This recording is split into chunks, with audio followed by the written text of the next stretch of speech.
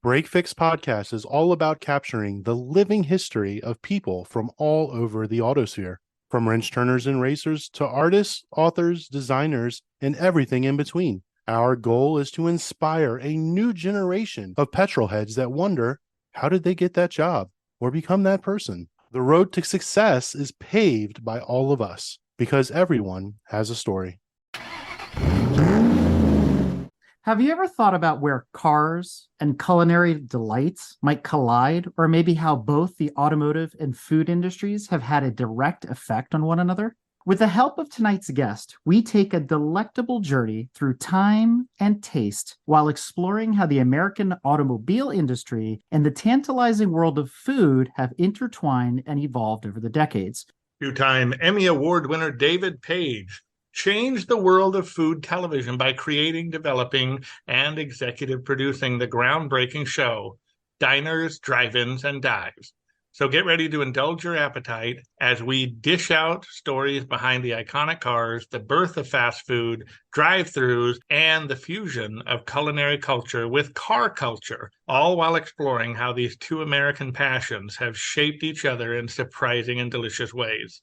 With that, let's welcome David to Break Fix. Welcome, David. Well, thanks for having me. It's good to be here. And joining me is one of our regular co-hosts on Break Fix, Don Weberg from Garage Style Magazine. Welcome back. Thank you. Thank you. I know. Thank you. You're beautiful. Normally on a Break Fix episode, we'd be investigating the hidden lives of pro drivers or automotive designers, asking them the who, what, when, where of their automotive past. But in this case, it's sort of like one of Don's jokes. Two car guys and a restaurateur walk into a dive bar. Hey. So why are we here? Tell us how we got here. Tell us about how you created Diners, Drive-Ins, and Dives. By accident. I'd had a long network news career, been all over the world, show produced at both ABC and NBC, came back to the States, and then I left to open my own production company, which for a while was a license to starve. I couldn't sell a show to save my life. There was a programming executive at the Food Network who was at least willing to talk to me. And I'd call her and pitch stuff, and she'd politely say no. One day I'm pitching, and she's obviously feeling sorry for this pitiful guy. And she says to me, "Don't you have anything about diners?" And I said, "Oh, yeah, I'm developing a show called Diners, Drive-Ins, and Dives." And I told her all about it. And she said, "That sounds pretty good." This was like late on a Thursday or late on a Friday. She said, "We have a development meeting Tuesday, so get me a write-up for a 1-hour special on Monday." Hung up the phone. I was pleased that she was interested, but I had a problem because I was not developing a show called Diners, Drive-Ins, and Dives. I had just pulled the phrase out of thin air and then mumbled for a while about what would be in the show. Fake it till you make it, I guess. I spent the weekend calling around the country, talking to restaurateurs, food writers, chefs, put together a write-up, sent it in, and pretty quickly they picked up a special. Not that long after, they picked it up as a series. Now, they weren't tremendously enthusiastic about it. I mean, after the first few episodes scored well in the ratings, an executive went out of his way to tell me that, look, this looks great and enjoy it, but we don't figure this has more than a couple of seasons in it because there just aren't enough restaurants. Did you really think you would actually run out of restaurants? No, I didn't. They did. Okay. Understand, one of the rules of television is that executives don't know shit. So it's like getting notes from an executive. They have to send you stuff telling you what's wrong with your piece. Mel Brooks famously said, all of the notes he got on Blazing Saddles, he said, absolutely, absolutely, absolutely, and then ignored them all. Because if he had done what they wanted, the movie would be 8 minutes long.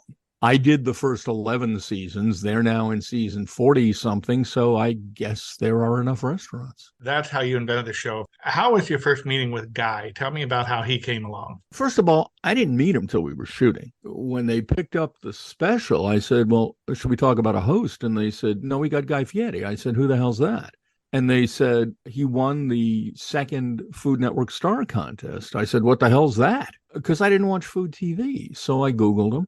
My first thought was, I'm screwed. I mean, here's this cartoon in flip-flops, shorts, and spiky hair. Now, our first phone conversation was useful because I was at our beach house, which turned into our full-time residence on the Jersey Shore. and I was cooking something that required fennel. I don't remember what it was. It might have been cioppino. Anyway, I got him on the phone, or he called me back while I was out shopping, and I said, I can't find any fennel. And the first thing he said to me was, use sambuca, same flavor. So we started off kind of in a foodie conversation. When we first met, it was when we started shooting, and we began at a small diner in Jersey across from a refinery in Linden. And the crowd there is, shall we say, homegrown. First of all, I've worked with all of them, Brokaw, Diane Sawyer. I got to tell you, Guy was green as grass, but had, and to this day probably still has, more natural TV talent than anyone I've ever worked with. There's just something there. He didn't know Jack when we started, but he picks it up quickly. For example, at the Bayway, he had jumped behind the counter to start serving food and joking around with the customers. And he kept joking that if he screwed up an order, the mafia would get him and we'd find his body somewhere. I finally pulled him outside and said, dude, you're in a tough part of Jersey. I wouldn't make those jokes. And by the way, there's a guy at the counter who's packing. So he gave up on those jokes. And I say that as a proud resident of Jersey. Those jokes went away and off we went. And it was a great experience. I run Garage Style Magazine, and here's an old cover. 100 years ago when this issue came out, we got an email from a man, he's some sort of producer, handler, something of Guy Fieri, saying he'd come across the magazine. Guy is a good car guy. Can we get his garage in the magazine? It looks pretty good. So they sent me some snapshots, really loved what I saw. I said, yeah, let's put it together. Now, to be perfectly frank, I'd only seen Guy Fieri on commercials, whatever. I never really watched the show. So my sister calls and she says, what are you up to the next couple of weeks? I said, well, I'm going up to Santa Rosa. She says, Santa Rosa? What's up in Santa Rosa? And I say, well, you ever hear of Guy Fieri? Oh, yeah, I know Guy Fieri. We went to school together. Wait, what? Yeah, we went to school together, UNLV. No kidding. So we get up there, and yeah, we had a great photo shoot. We put him in the magazine, and I'll put it to you this way. Very interestingly, he is one of the very, very, very few. In fact, if we go through the issues, we might find he is the only human being that I allowed to be in the garage while we shot it, because he wanted that photograph of himself with that Camaro. Whose Camaro is that? The one that's on the TV show? Is that his? Well, the one that's on the TV show now is a 68 that right. The production company that followed after I left the show, they bought that. The one that we were using originally, I purchased for a stupidly large amount of money because I was in a rush and it was available. And it was a 67, although there wasn't a single numbers match component anywhere on that car. David, we didn't bring you here to recount all the trials and tribulations of Triple D.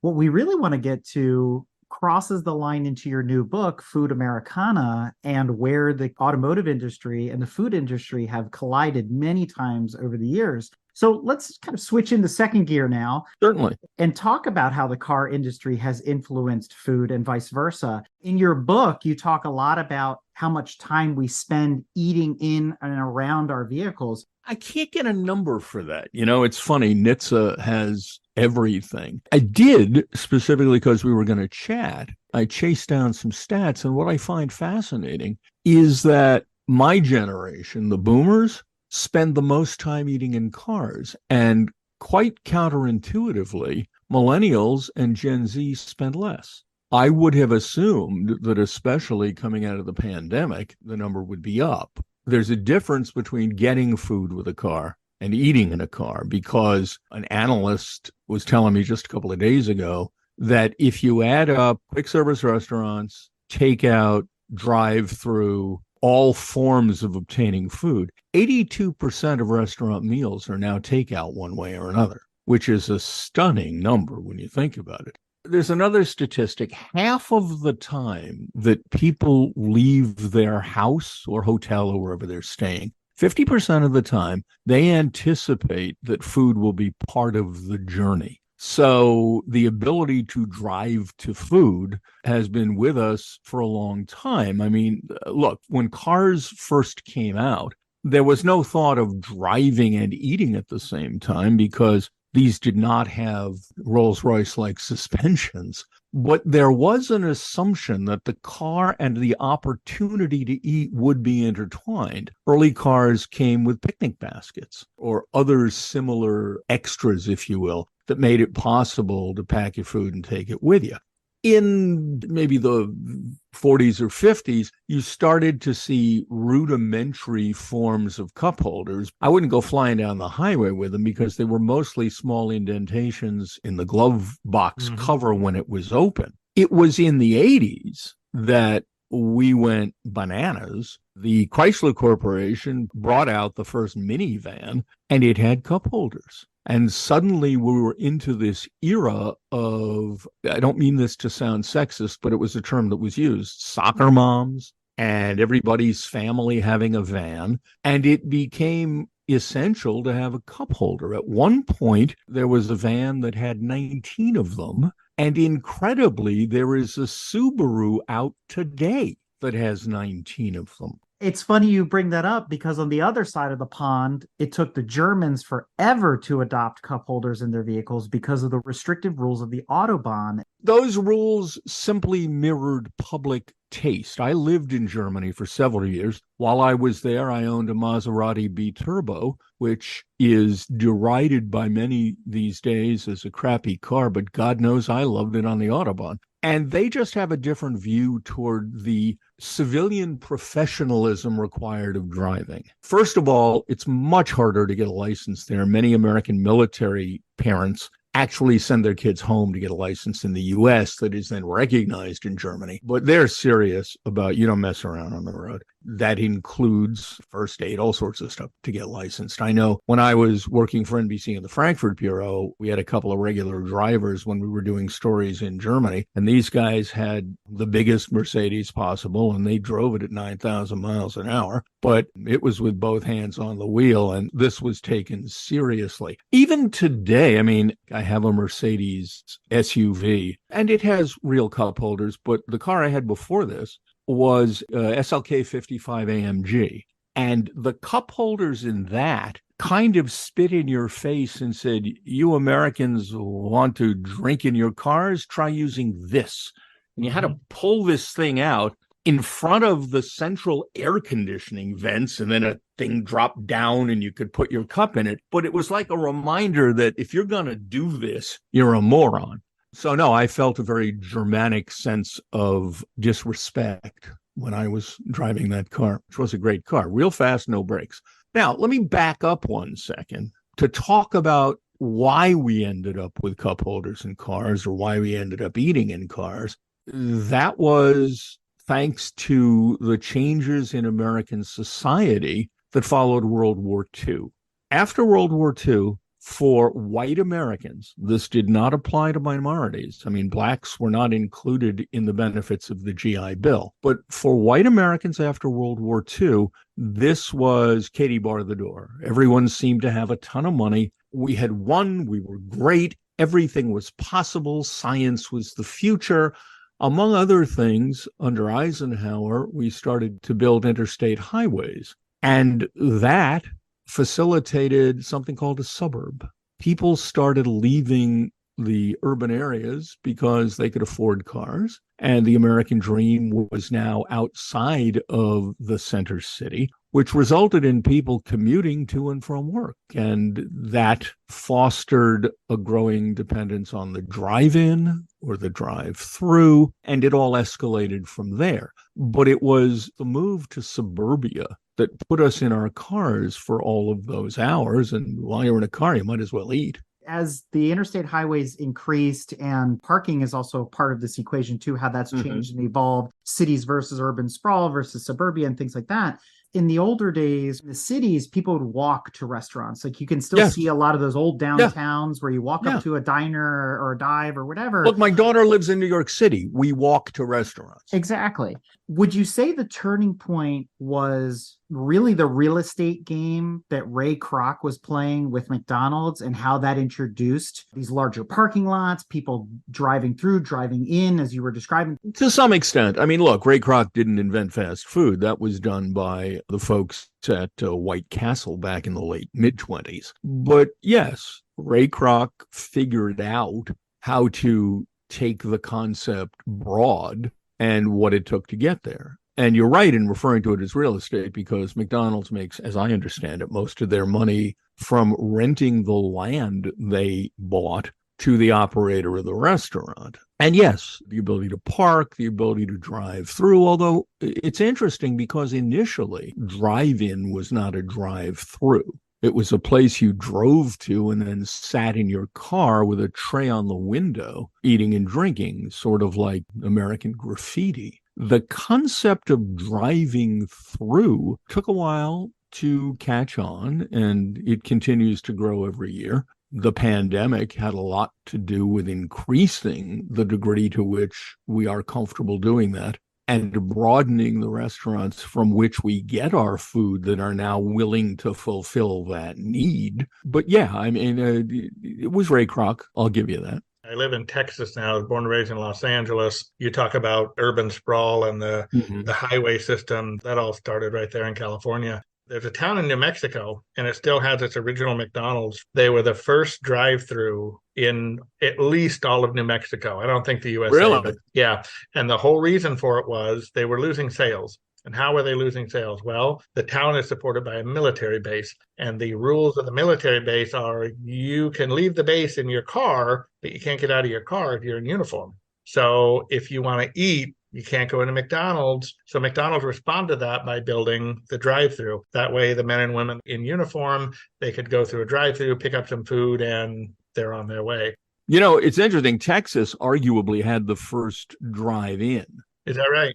Yeah, the Pig Stand Barbecue and Hamburger Restaurant, of which I think, maybe I'm wrong, I don't know if there are any left. It was generally credited as the first drive-in, I believe. Interesting.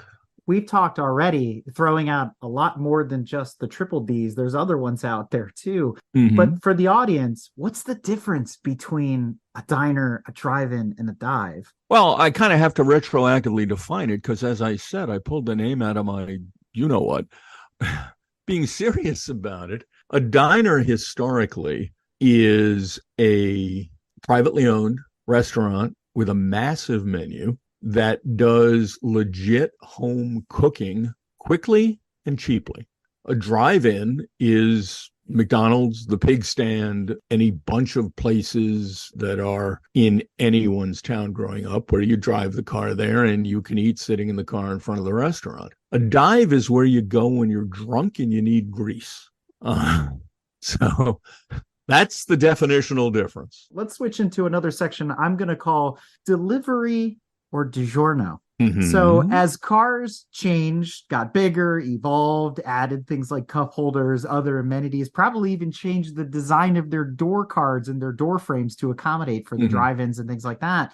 They also gave rise, thanks to two big fast food chains, which were Pizza Hut and Domino's, to this concept of delivery. Now we have things like DoorDash and whatever, but we can also begin to talk about the evolution, as we like to call this, the introduction of EV cars into this whole concept of delivery. First of all, delivery was not invented by Pizza Hut and Domino's. They're the ones who took it, and I'm trying to remember who was first. I think it was Domino's, but there were independent pizzerias doing delivery. It was whichever of these chains came up with it first and then the other followed that turned it into a nationwide expectation. From there, it grew. Chinese food being deliverable, although that actually started in urban settings where a car wasn't involved. It was more likely a bicycle. But yeah, we came to expect delivery, although we associated it for the longest time with second-rate food. And with all due respect to people who'll tell you that Domino's or Pizza Hut are food,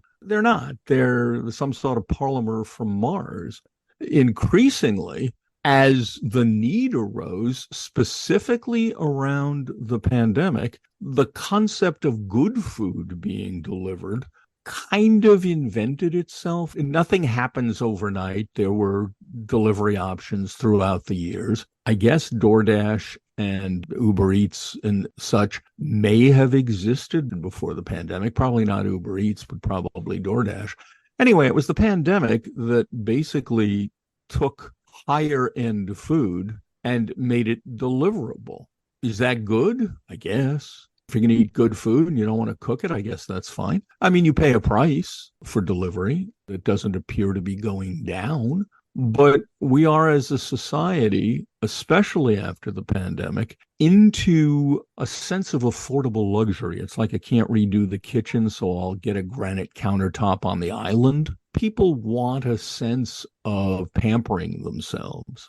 I'm preparing a speech to the regional convention of the International Council of Shopping Centers. Hey, they booked me. So I've been looking into some of the statistics around delivery and food. And one thing I found in my research is analysts are now saying that when it comes to retail, food is the new apparel. Consumers are cutting back on things like clothing, but want to pamper themselves with a feeling that they're enjoying elevated food. There's a Richard Gere movie out there, and I'll be darned if I can remember what the title is. I'm sure the title was I'm Really Good Looking and Women Love Me. Don't forget, I've never met a mirror I didn't love. Well, there's that too. He's a better actor than you give him credit for. But anyway, you were mentioning a Richard Gere movie. The quote that he used in the movie, and it's always stuck with me, was, "Food is the only art that nourishes." And I've always loved that quote. Food is the only art that nourishes. And if you think about that, it's kind of true. And it goes a little bit hand in hand with what you're saying, that people want to treat themselves these days. To me, and maybe I'm wrong, I just kind of want to get your thoughts on this. COVID really turbocharged those food delivery services. Yes. And I think in a way, because we couldn't go out, we couldn't go to a restaurant, we couldn't go wherever. So we had to have it brought in. It's become one of those luxuries that is now much more of a necessity. It allows you to perceive it as luxury. And by the way, the same is true of cars. For people who like cars, sliding into a Porsche, or when I had that much derided Maserati, given the change in exchange rates, I bought used and sold used for the same $12,000 American. It felt good. There was some real wood, there was some leather. Unlike EVs, when I stepped on the gas, I heard a roar. It made me feel good. And again, I spent 12 grand on that car. I didn't spend 100 and whatever. There are things that nurture the soul. Now, not everybody gives a damn about cars. There are people who just couldn't care less, and that's okay. But look, my first car was, no, my second car, my first car was a 67 Comet convertible. My second car was a Camaro. And when I smashed it up, my third car was a Camaro. I've always been a Camaro guy, not a Mustang guy, because Mustangs were Comets and Camaros at least had something going for them. But they made me happy. It's what do you want to be surrounded by? What can you add to your life at a reasonable price that makes it, in your view, better? Food does a lot of that. Cars do it. For some people, it's interior design. For some people, it's a hike in the woods. It's whatever generates some dopamine. We sometimes make light of the progress that's being made on this new technology of EV cars and how it's going to become like Johnny Cab, and they're going to be faceless, nameless, personless vehicles. But companies like Amazon and others have already experimented with drone delivery and things like that. And now you're seeing that Domino's, they're publicly commercializing the fact that they have EVs in their fleet. They've got their own cars. It's no longer, a high school kid with his mom's Honda Civic delivering your pizza. They're in a Chevy Bolt. How is that going to change the restaurant business as they get deeper into EVs, self-driving cars, maybe even potentially autonomous vehicles? Do you see that having an impact on the restaurant business? I don't believe many restaurant owners operating on a 5% margin are going to risk the insurance payments for autonomous delivery. It's going to be 20 years at least before America trusts autonomous cars. As for EVs, it's just the next step. The thing that's holding that back from broad acceptance nationally is lack of charging stations. I guess if I'm a restaurant, I can afford my own charging station for my own fleet. That'll continue to grow, especially given the fact that delivery is, you're not going 400 miles. I assume you could charge an EV, give your delivery driver the keys. He's out for the entire evening. He comes back, puts it back on charge, and it's ready to go tomorrow morning. That seems to me one of the most reasonable applications for electric vehicles. It's going to be harder that on the way from here to visit some friends in Michigan, until I'm comfortable that I can really recharge the battery and that I don't lose an hour of travel time when I do, I'd love to have an electric car, but I'm not ready yet. It's not consumer friendly enough, in my view. Well, we're going to put a pin in that thought and unpack it as we move along here. I don't remember which restaurant chain it is, but they're also positioning, be a superhero, come and do takeout again, come pick up your own foods. We'll pay you to not have to deliver it, right? But we're still putting cars on the road one way or the other. Oh, yeah. No, that's not going to change. Look, the carbon footprint of pickup and delivery, I haven't seen a number for it, but I'm sure it's pretty big. Then again, just to be contrarian, nobody has told me what the carbon footprint of making batteries for electric cars is, or generating the electricity that those batteries hold. So I'm not convinced that the savings are as great as anyone claims them to be. Theoretically, I guess electric cars are better. And since that's where we're going, that's where we're going. And I'm glad you brought that up, because it's been something that was top of mind even after reading your book, which was the environmental impact of takeout and delivery. And it's part of the equation that we really haven't looked at. And we talk about the environmental impact of a lot of other things and how we should be doing more mass transit. But when it comes to food, there just seems to be this exception to the rule. Well, yeah, but there's also an exception to the rule going to work. I mean, there are certain parts of life where in the public mind, the downsides are put in the closet because that's just how we do things. With all due respect to the governments of Southern California, you're not going to get in the short term a whole lot of Angelinos to try taking the bus. It's just not in their DNA, and the city isn't set up for it. There are similar problems in the New York area. Robert Moses, who was in charge of building virtually everything for a very long time, was a noted racist and built the center medians on the suburban New York parkways to be too narrow to fit mass transit because he didn't want minority populations finding an easy way to commute from the suburbs. It's always something. So you touched on this before, how the interstate highway system post-World War II, the Eisenhower network of roads, changed food, right? It opened us up. We could go to other cities and other towns and other places to experience the culinary diversity that's out there. You could take barbecue, as you talk about a lot in the book, and it's just geographically different depending on where you are, what the taste is going to be like, things like that. So the interstate highway system opened that up. If you're going to take a road trip, what are the top 5 places to drive through and have a fantastic meal? Those are not necessarily the same thing. I'm going to tell you places you want to go. You got to go to Maine for lobster as it should be consumed. On the way back down the coast, you have to go to Massachusetts, to Ipswich for whole-bellied fried clams, which are not clam strips. When you continue south, you need to go to the Carolinas for whole hog barbecue. You then need to go to New Orleans for every single damn thing that they sell. Then you've got to head way north to Chicago for Italian beef and Polish sausages, served at a place called Mr. Beef, which was the restaurant that they ripped off for the show The Bear, and which used to be just down the street from the Merchandise Mart. It's still there. NBC left the Mart, but when I was at the NBC Bureau there, the Bureau lunch every now and then would be to walk down the street to Mr. Beef, sit on the pigeon shit covered tables outside and chow down. Let's see, how far have I gotten? I've gotten to Chicago. I would zigzag back down to New Mexico for anything involving green chilies, probably a green chili cheeseburger. Into Texas for Central Texas brisket barbecue. Over to LA for Mexican-American street food.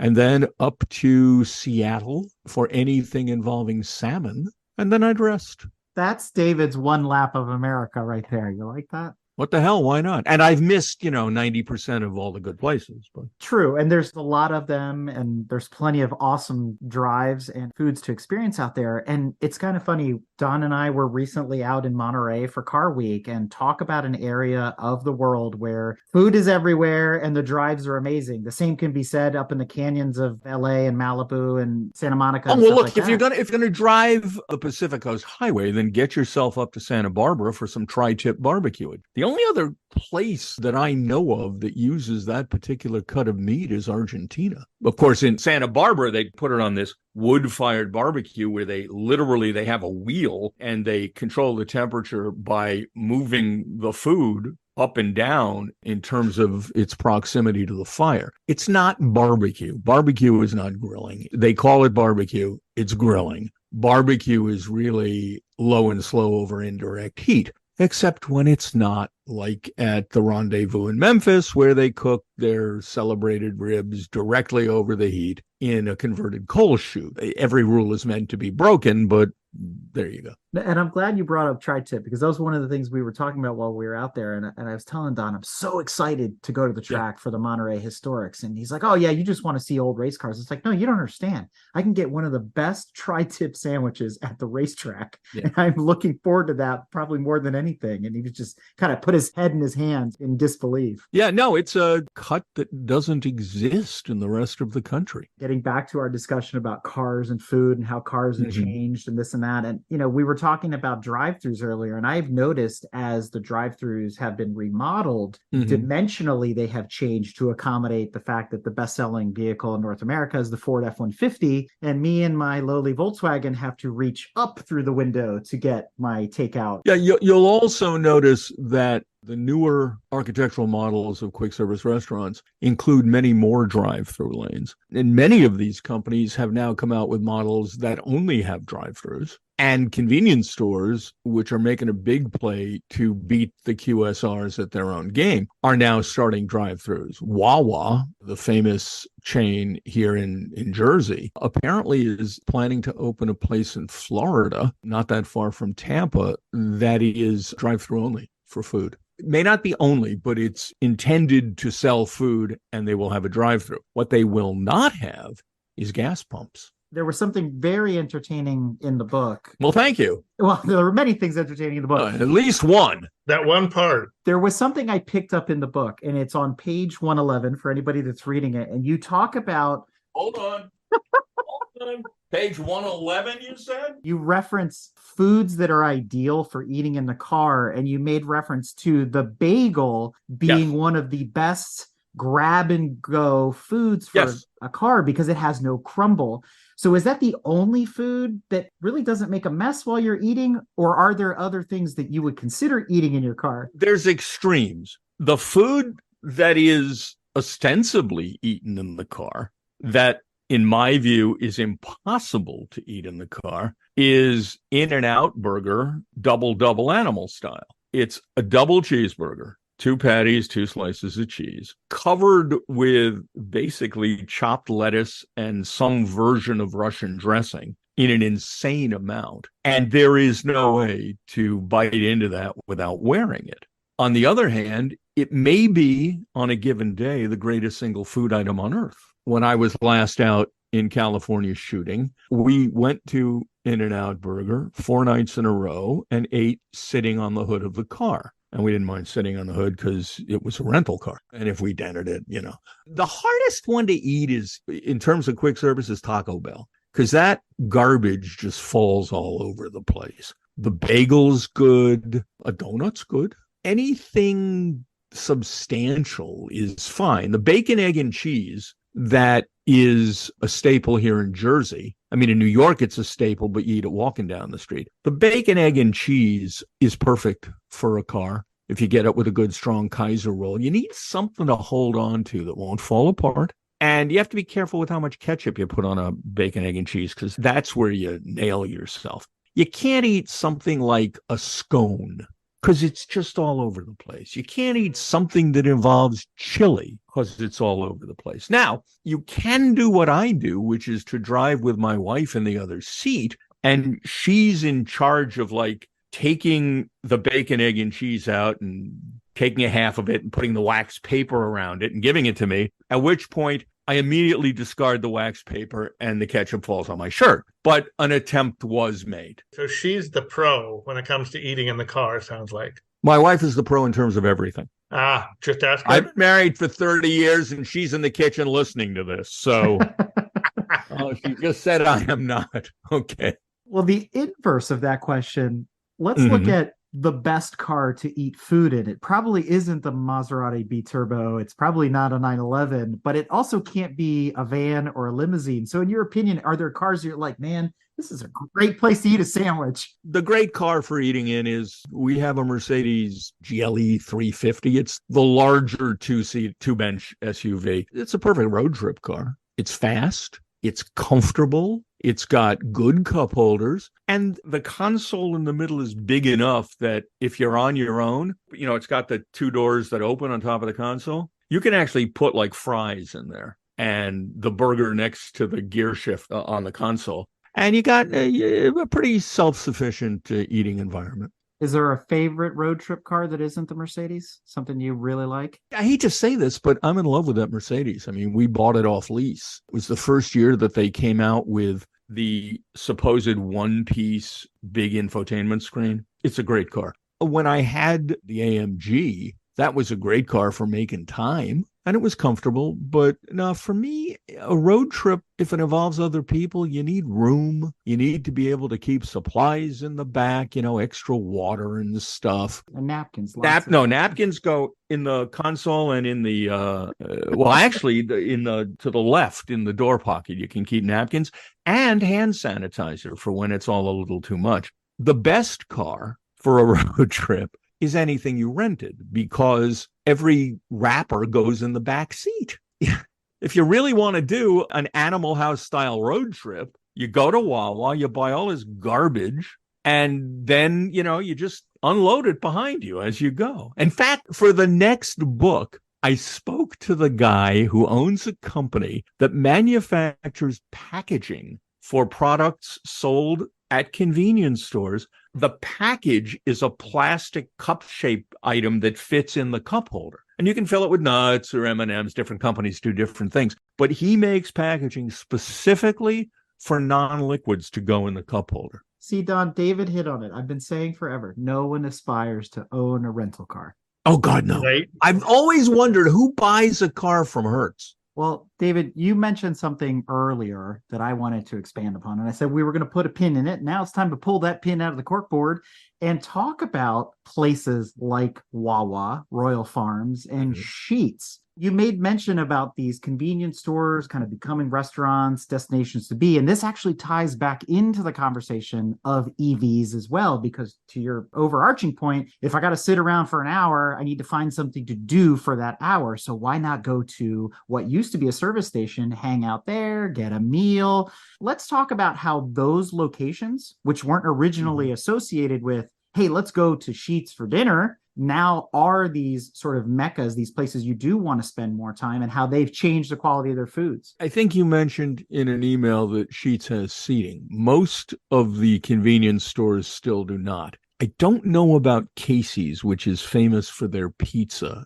in the Midwest. They may have seating, but that is the next step that is still not really being discussed by most of the convenience stores. They're busy right now trying to convince you that their food is as good or better than McDonald's. And they're doing a pretty good job of it. I mean, Wawa, you can get mashed potatoes if you want mashed potatoes. They just announced a big pizza program. They're retrofitting 900 locations to start with pizza ovens. So, yeah, they are vastly expanding their place in the food convenience universe. And they are taking potential sales from grocery stores who are also at this point becoming more and more what's called a grocerant, where they're selling prepared food, and in some cases you can eat it there.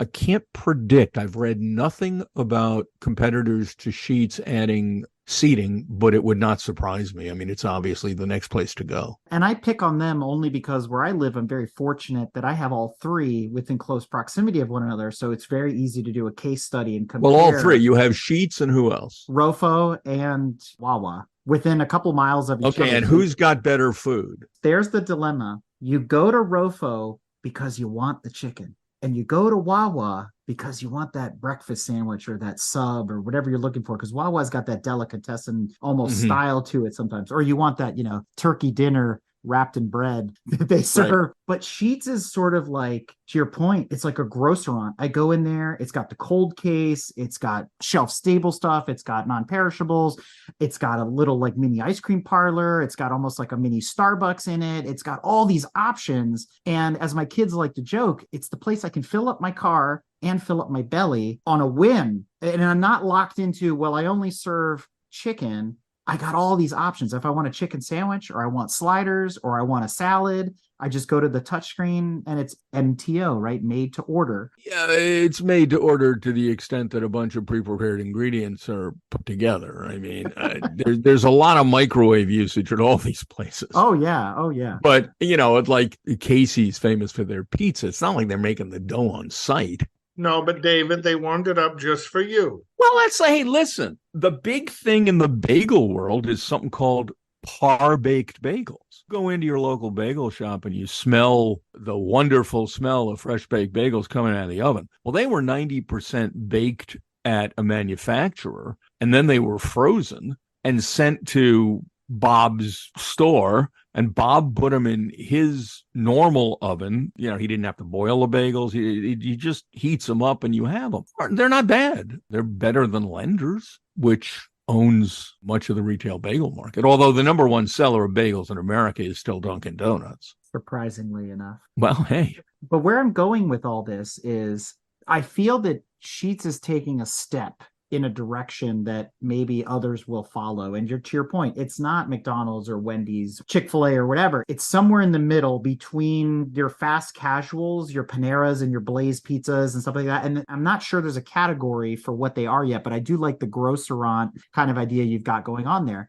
However, understand something from a financial standpoint, the ability to sell food attracts customers and increases sales per square foot. When you start dealing with additional real estate costs for what is in essence dead space for people to sit there and eat, when, let's face it, you're not offering them the most conducive environment, I'm not smart enough to know where the graph lines cross there. Having visited European countries, and you spent some time over there yourself, they have these concepts of these rest stops like we do on the New Jersey Turnpike is famous for all the rest. No, the Autostrada restaurants in Italy are the best example. Exactly. The Auto Grills on the Autostrada are fantastic. You go in there and they're chefs and it's like a restaurant. You sit down, you bring up your tray.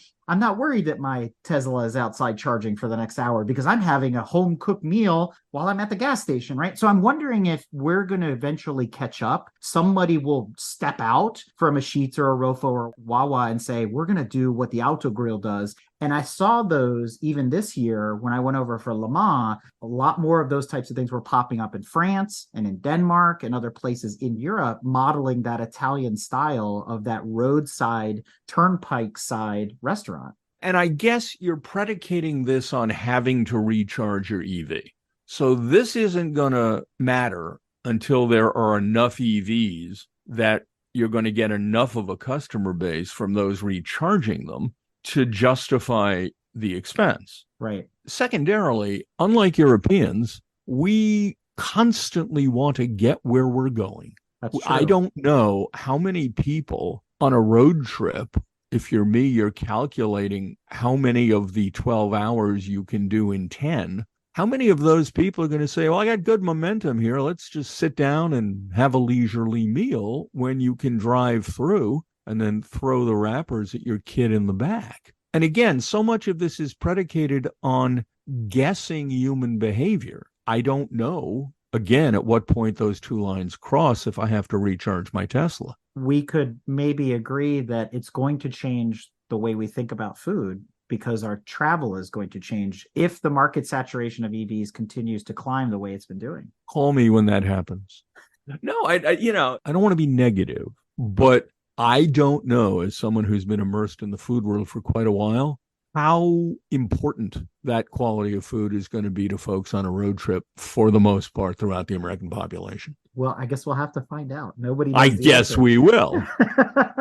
I would personally like to see it elevate itself, because if I am going to sit there for an hour, I want more than just a burger maybe to choose from, right? Yeah, but I don't want to sit there for an hour. So by the time I get an EV, it's going to have the kind of range I need. That's true. And I can get where I'm going without having to sit for an hour. Because until I don't have to sit for an hour, the EV is not for the average American. They're forcing us there in terms of legislation. And I do see more and more charging stations popping up. But I would not be comfortable on a long road trip having to worry about where the next charging station is. Now, interestingly, you guys are both talking about how great Europe is because they've got all these wonderful restaurants on the side of the road.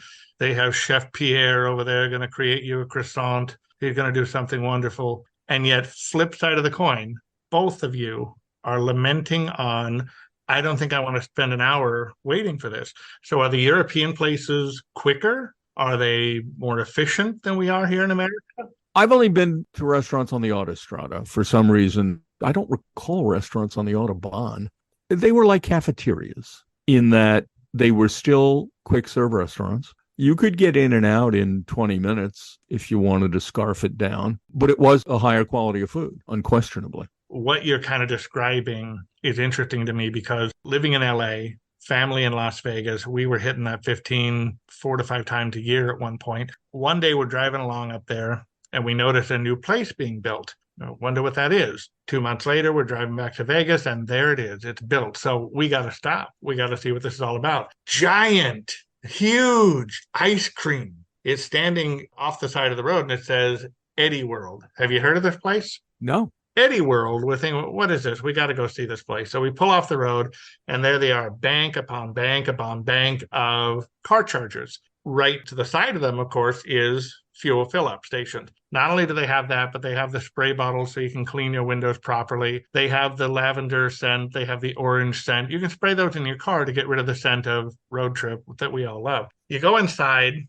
there are 7 or 8 different eateries in there, and each one of them is independent. It's not like they're all owned by Eddie World. They are independently operated. And what's interesting is what you guys are saying about the Europeans. I'm sitting here thinking that's what Eddie World is doing. They have these different little eateries where you can go. The food is not bad. Granted, it's not the best, but it's not bad. Where their hook is, and I think anybody listening will appreciate this, cleanest bathrooms on Highway 15. Cleaner than Buc-ee's? Let me get to that. Okay, so Eddie World literally has a staff. And this staff, the whole job is bathroom attendant. They literally switch from side to side. You have 2 men's room, 2 women's room. They're cleaning one, then they're cleaning the other. Cleaning one, cleaning the other. And they go back and forth. It's like painting the Golden Gate Bridge. You go down one side, you flip over, you go down the other, you come back, you just keep doing it and you keep it clean. It works really, really well. Now, Eric brought up Buc-ee's. So we have that here in Texas. It was the first time I'd ever seen it was when we moved here. It was a really, really similar concept, except I don't think they had the dedicated bathroom staff, and that just turns me off. But what you have is a huge shopping section there for all kinds of touristy stuff, a big selection of barbecue or what you were referring to earlier as kind of frozen foods that become edible later on thanks to a microwave. And it's really, really interesting to me to watch this. All of it's revolving around, boy, my Tesla, my Mach-E, it's out of juice. I got to plug it in. That's going to take a little while. So it goes to your point of I see a clash coming up. Americans have always prided themselves as being efficient. No, we like to say we're efficient, but it takes us 40 hours a week plus bringing work home to do what the French do in 36 hours. This is true. But in serving the world, we're also serving the motorists of the world, aren't we? So it's interesting to me to listen to you guys talk about the European way of doing it and thinking to myself, isn't that Wawa? Isn't that what they're kind of doing? It's just, I guess it's a quality of food that's a little It's different. a quality of food issue. The place on the Autostrada is closer to an American diner in that the food is actually cooked there. That's all. Now, you can pull off an American highway and go to a diner and enjoy the same thing. And you can also be out in 20 minutes. So those places exist. And they're great. Or if you're going to Vegas, you can pull off 15 at, I think it's Death Valley, and go to the Mad Greek Oh, yeah. That's an extraordinary restaurant. They make their gyros from scratch. Yes. It's not that stupid cone of junk. It's actual food. We did a piece on them on Diners. Now, does the Mad Greek have EV charging stations? I would hope so. Because in its day, it was the only tourist attraction on that stretch of desert. Yeah, that town is called Baker. That's right. Yeah. And they have that big thermometer, right? Yeah, that's their big draw. In fact, I don't know if it's still for sale or not, but just a few years ago, you could have bought the Baker prison. Damn. Yeah, I know. You missed your chance, man, right there. Hotel, timing's everything. It is. It is. David, you hit on something really important there. You could go to that Greek restaurant and kind of go off the beaten path. It's right at an exit. But you said, well, maybe they have a charger for me there. And if they don't, then there's the dilemma. I want the really good gyro, but I still got to charge my Tesla. No, they're gonna need a charger. Where I'm going with this is we are now creating a new type of competition between the restaurateurs and, let's say, a Sheetz or a Rofo or a Buc-ee's or whatever, where it didn't really exist before. Everybody knew their place in the pecking order. You went to the gas station to get gas and you went to the restaurant to go eat. But now when the gas station becomes the restaurant, how much business in turn are these restaurants going to lose? And when do they start becoming filling stations? It's a massive battle, and it's underway at a very high level right now. I mean, the pressure that convenience stores are putting on traditional quick service restaurants is immense. And the restaurants are pushing back, saying they have dishes you can't get elsewhere. But no, it's the pressure on QSRs is substantial. And there's also another battle in there, which always goes back to something we talked about earlier, parking. Yes. Because the service stations are designed to handle more people at a quicker rate of time, all those kinds of things, versus the restaurant that parking is designed by occupancy, right? The number of people they can seat and feed and all that kind of stuff. So now you've got a Buc-ee's that they look like a Home Depot. I mean, they're just huge. They can replace and accommodate a lot of the truck stops. They can replace and accommodate a lot of other locations you go to. It's sort of one-stop shopping, the Home Depot of service and food in that respect. So how does the restaurant compete? How do they adapt? How do they adjust to this, as you said, forcible change in the automotive industry? There's only two ways to compete. One,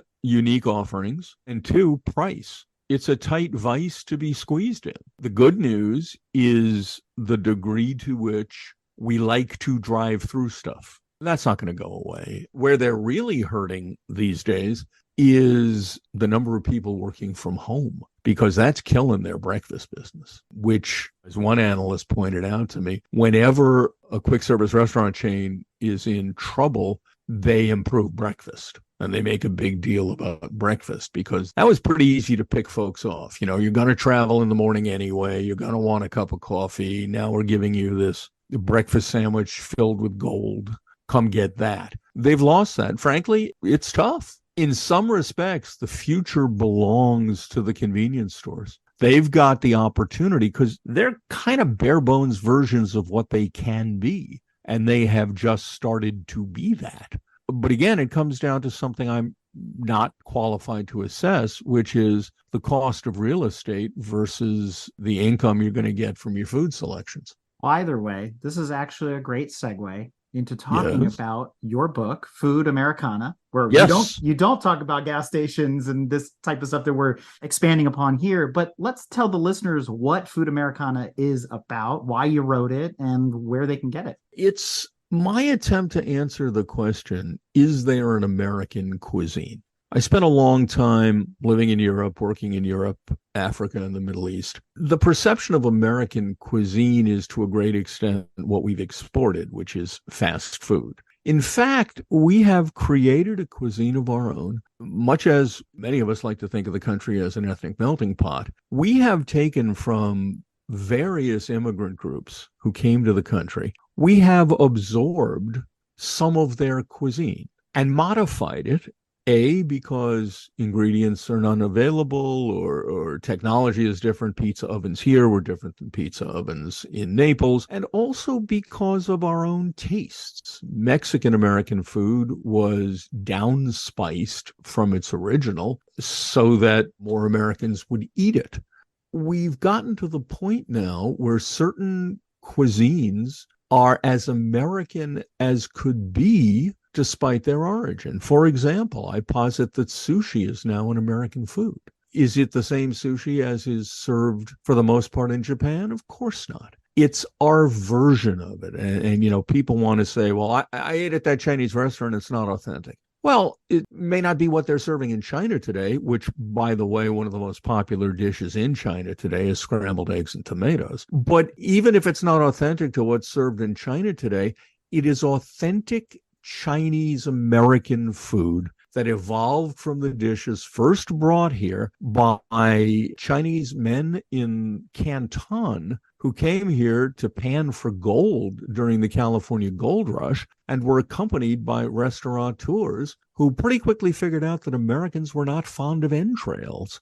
So chop suey ended up being made not with offal, but with pork, chicken, or beef. To that extent, I don't think Thai food is part of American cuisine because it's not something available everywhere, that on a given day, it's absolutely one of the things you consider having when you go to lunch. I don't think Vietnamese food is, despite great attempts to make Americans fall in love with it. Peruvian food is not. Chinese is. Mexican is. Pizza certainly is. And of course, hamburgers, which were German when they first came over here. It's what we take and then what we do with it. And by the way, when I say absorbing the cuisines of other countries and cultures, that includes Native Americans who taught the settlers, among other things, what to do with shellfish. No Brit who had just arrived here by boat wanted to eat a lobster. But when there's nothing else available, you eat a lobster.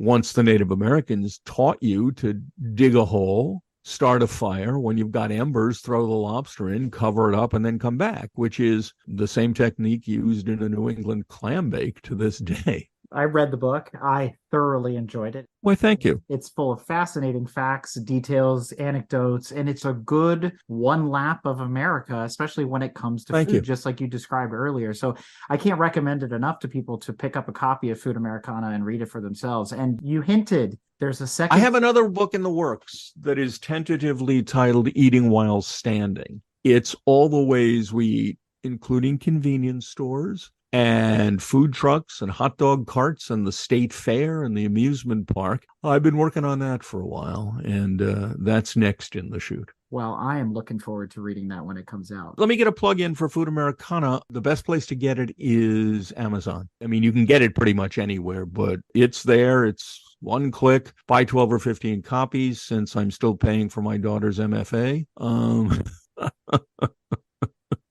Well, David, we have reached that part of the episode where I get to ask you our final question, which is any shout outs, promotions, or anything else you'd like to share that we haven't covered thus far? Yeah, you got to check your local radio stations, but I do a syndicated radio show called Martini Music, which is all about the music of the 30s, 40s, and into the 50s. You got to see if it's carried in your market, but I'm very proud of that. And number two, did I mention I just paid for 7 years of my daughter to get an MFA? Did I mention it was at Columbia University because I didn't want to die with any money? So go to Amazon and buy 30 or 40 copies of Food Americana. So about that Maserati, huh? David Page had pursued his passions both personally and professionally, creating diners, drive-ins, and dives, and hands-on producing its first 11 seasons took him deep into the world of American food, its vast variations, its history, its evolution, and especially the dedicated cooks and chefs. It's those experiences, that education and the discovery of little-known stories and facts that led David to dig even deeper and tie the strands together in his new book, Food Americana. To learn more about David Page, you can follow him on Facebook at david.page.1840, on Twitter at pageprod, on Instagram at Food Americana, and don't forget to pick up a copy of Food Americana at your local bookstore or on Amazon today. Well, David, I can't thank you enough for coming on Break Fix. I love how your book reflects your speaking. And for the listeners that have been through this ride with us, Just like this episode, the book is knowledgeable, it's humorous, and often with this touch of sarcasm. This has really been an entertaining and delightful and enlightening episode. So thank you for spending your evening with us and discussing food and cars. Well, you guys are great. It was a pleasure to be here. You actually know what questions to ask, and you actually read the book. So there you go. If you like what you've heard and want to learn more about GTM, be sure to check us out on www.gtmotorsports.org. You can also find us on Instagram at Grand Touring Motorsports.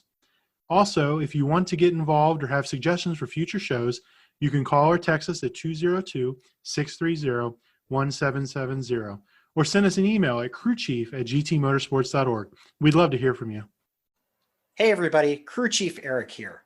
We really hope you enjoyed this episode of Break Fix, and we wanted to remind you that GTM remains a no annual fees organization, and our goal is to continue to bring you quality episodes like this one at no charge.